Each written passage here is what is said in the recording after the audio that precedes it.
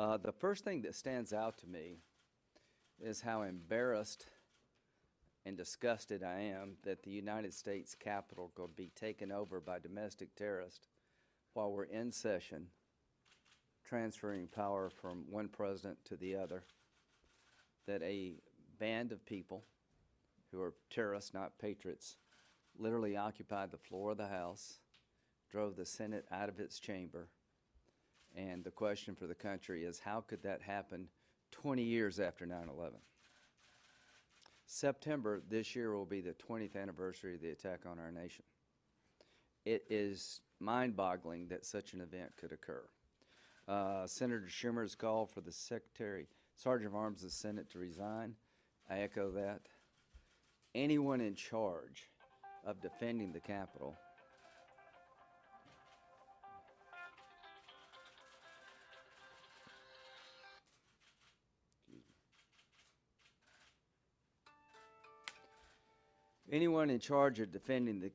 failed in their duties. If they would have been in the military, they would have been relieved of their commands and most likely court-martialed. So the first thing that has to happen is to hold those accountable for failing to defend the nation's capital while the Congress was in session. Why am I worried? It would have been so easy for a terrorist organization to infiltrate this movement. The lone wolf terrorist, I think we've got a pretty good grip on. But political protest in this country is the heart and soul of who we are. But we haven't been protesting lately. We've been burning down cities. We've been attacking federal courthouses. We've been looting in the name of social justice. And now we've occupied the Capitol. This needs to stop.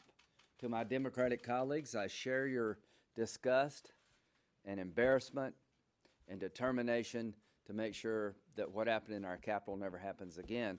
But you need to speak up when this happens in other places. Lawlessness in one place breeds lawlessness everywhere. When one cause resorts to violence and people are not prosecuted, other causes believe maybe this is okay. So the mistake we made is when people tried to destroy the courthouse in Portland, they weren't prosecuted to the full extent of law. When they occupied Seattle, they weren't prosecuted to the full extent of the law.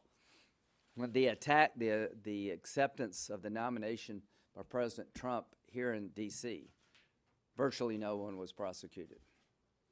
It's good to hear everybody wanting prosecutions. Some are late to the dance. I was there from day one. So let's reset and move forward until every political movement out there, no matter how just your cause in your own mind, using violence will not advance your cause. It will only lead to your personal incarceration, or if you go too far, to injury. So what am I calling for? I'm calling for a joint task force to be assembled and spend all the time and money necessary to identify every person who breached the security of the Capitol, who occupied the chambers, who invaded offices and destroyed property. There's a ton of video evidence out there. I was interviewed this morning by 2 FBI agents. They came to my house wanting to know if I had any surveillance cameras outside my house. I did not, but I'm encouraged they're on the case. Trust me, in the social media world that exists today, it won't be that hard to find thousands of people who took the law in their own hands. The people sitting in the chairs need to be sitting in a jail cell. The people who attacked the Capitol Police need to be charged with attacking a police officer. Sedition may be a charge for some of these people. So I will, for the next 6 years, God willing, every week ask of the Department of Justice, starting with this Department of Justice and the next Department of Justice, what kind of progress are you making in holding those accountable, the domestic terrorists who took over the House and the Senate chambers and laid waste to Capitol Hill? What do you need that you don't have? If you need more prosecutors, money will not be an object. If you need more investigators, we'll provide you the resources. This is a moment for the nation to show will and determination, to be a nation of laws, that anarchy shall not reign, the Constitution controls, not the mob.